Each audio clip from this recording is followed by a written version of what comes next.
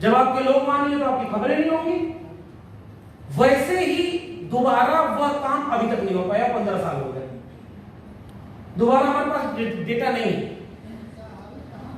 ऐसे ही जाति जनगणना पर मैं फिर से कह रहा हूं, प्रोफेसर दिलीप मंडल की एक पुस्तक है, वैसे आपको ढेर सारे लेख में मिलेंगे, छोटी छोटी पुस्तकें में मिलेंगे, हमने भी कई लेख उस पर लिखे, लेकिन क्या हम एक ऑर्गेनाइज्ड फॉर्मेट में एक ऐसा दस्तावेज तैयार करा सकते हैं जिसमें ये पता चले कि जाति जनगणना ये इसका अर्थ है, नहीं कराई जा रही तो इस वजह से नहीं कराई जा रही है, कराई जाएगी तो उसके ये लाभ मिलेंगे, आसान भाषा में।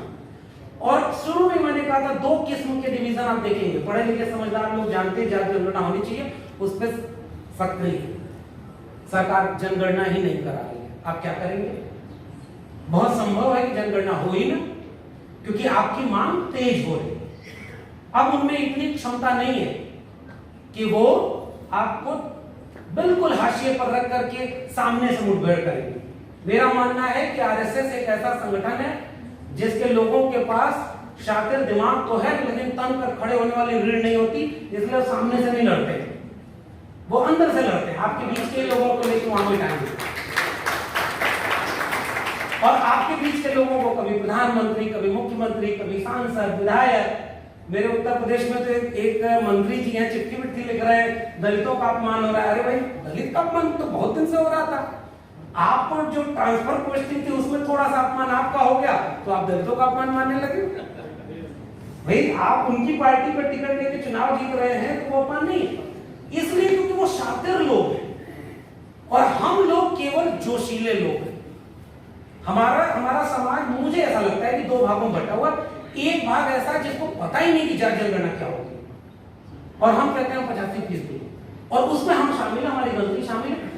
ऐसी एक पुस्तिका मैं वी द पीपल, और ये क्योंकि बड़ा मंच है, मैं इस मंच को तकरीबन 3-4 साल से तो देख रहा हूं, बहुत शानदार लोग इसमें बहुत अच्छा काम कर रहे हैं। एक सुझाव के रूप में कि इस आयोजन के बाद क्या 100 पन्ने की आसान भाषा में एक बुकलेट विद सारे आंकड़े हो, सब कुछ हो, जाति जनगणना पर जारी हो।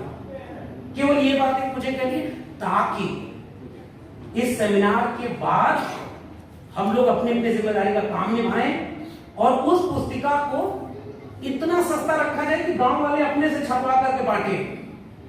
और सुझाव भी है, लाइटर नोट पे मैं कह भी दूं, उस पे ऊपर लिखवा दीजिएगा, इस पर्चे को जो छपवा कर 100 लोगों में बांटेगा 24 घंटे में उसे अच्छी सूचना मिलेगी,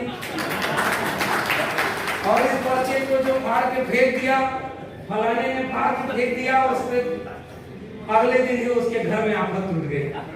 हमारे लोग जिस भाषा में समझते हैं उस भाषा में समझाने की जरूरत है। हम लोग जो जागरूक समझदार लोग हो गए हैं, 2 ही काम करते हैं, या तो उनको ताना मारते हैं, अरे तुम बेकार हो, तुम धर्म में फंसे हो, वो फंसा रहेगा, क्योंकि इसमें विकल्प क्या है? विकल्प कौन है?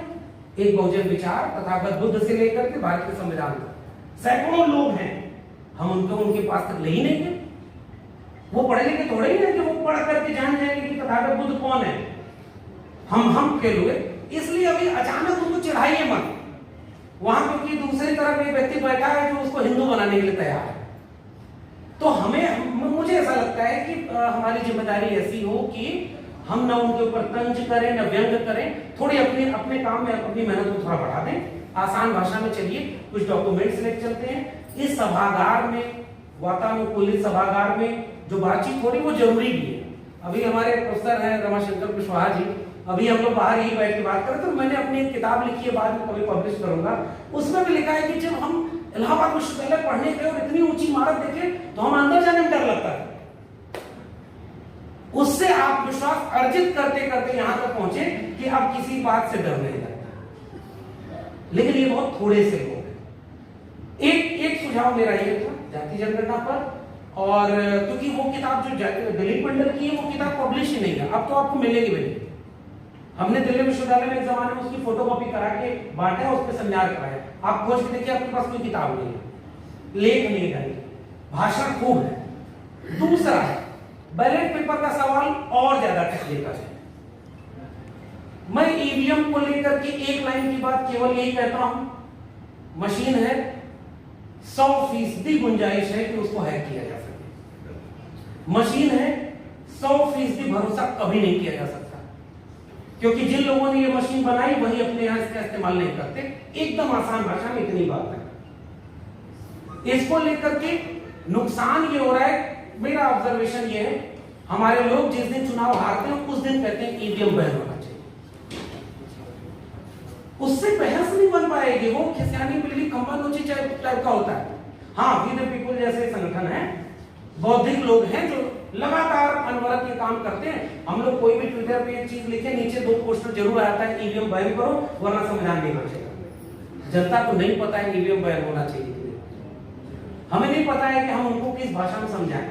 मुझे केवल ये 2 बातें कहनी थी और मैं सुनना चाहूंगा बाकी सभी लोगों से और पैगाम के आयोजकों का, वी द पीपल का। ओबीसी हूँ, ओबीसी को पूरे देश में जाने पर एक ही बात सुनने में आती है, साहब ओबीसी जिस दिन जाग जाएगा उस दिन देखिए देश बदल जाएगा। मैं हर जगह ही सुनता हूँ। फिर मैं पूछता हूँ कि क्या सारे दलित जाग गए? अगर जाग गए तो ये पिछले वाले राष्ट्रपति कौन थे? ये जो 12 सांसद कैबिनेट मंत्री बना दिए गए वो लोग कौन है? सत्ता। इसलिए मैं एक चीज ये कहता हूं कि ओबीसी तादाद में ज्यादा है, ओबीसी का दमन शोषण उस तरह नहीं हुआ जिस तरह दलित का हुआ, आदिवासी का हुआ।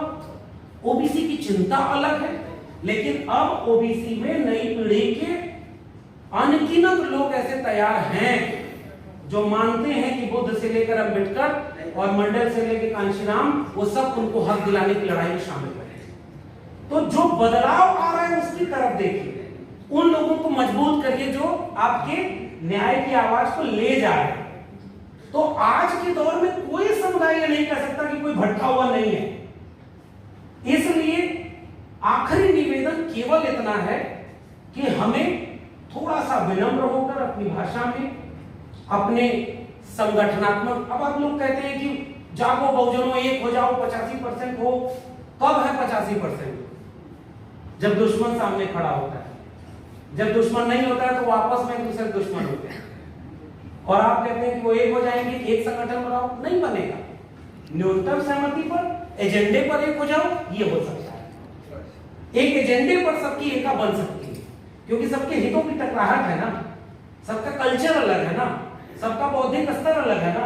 इसलिए उधर ऊर्जा लगाएगी जिसका कुछ अगली बार जब पैगाम और वी द पीपल कार्यक्रम करे तो मुझे लगता है कि उसका सकारात्मक असर दिखे। हम सब अपनी जिम्मेदारियों को निभाएं, वरना वो वही बात हो जाएगी कि 24 के बाद चुनाव नहीं होगा, 25 में तो हिंदू राष्ट्र घोषित हो जाएगा। हम यही कहते रहेंगे और उधर सब कुछ होता रहेगा, अंत में कुछ हासिल नहीं होगा। इसलिए मुझे लगता है कि थोड़ा कुछ नए ढंग से अगर हम कर पाए, इस सेमिनार को, इस बातचीत को गांव तक ले चलने की जरूरत है। मुझे ये ऐसा लगता है गांव में इसकी बहुत जरूरत है।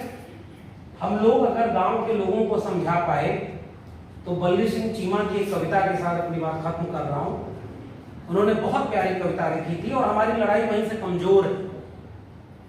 जिस दिन गांव के लोग चल देंगे उस दिन हमें फिर समझाना नहीं पड़ेगा, न एकजुट करना पड़ेगा।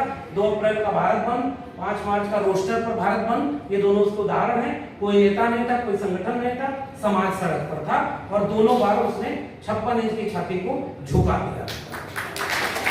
तो बल्ली सिंह चीमा ने कविता लिखी है, ले मशाले चल पड़े हैं लोग मेरे गांव के, अब अंधेरा जीत लेंगे लोग मेरे गांव के। वो गांव के लोग जिस दिन इन बड़ी इमारतों तक आ गए, समझिएगा कि हम सब कुछ बचा लेंगे। और इन बड़ी इमारतों से उन गांव के बीच फासला अगर यही बना रहा तो माफ कीजिए, हम सब केवल अफसोस के लिए ऐसे सेमिनार में आते रहेंगे और फिर रिचार्ज होकर जाते रहेंगे। बहुत बहुत शुक्रिया। Thank you.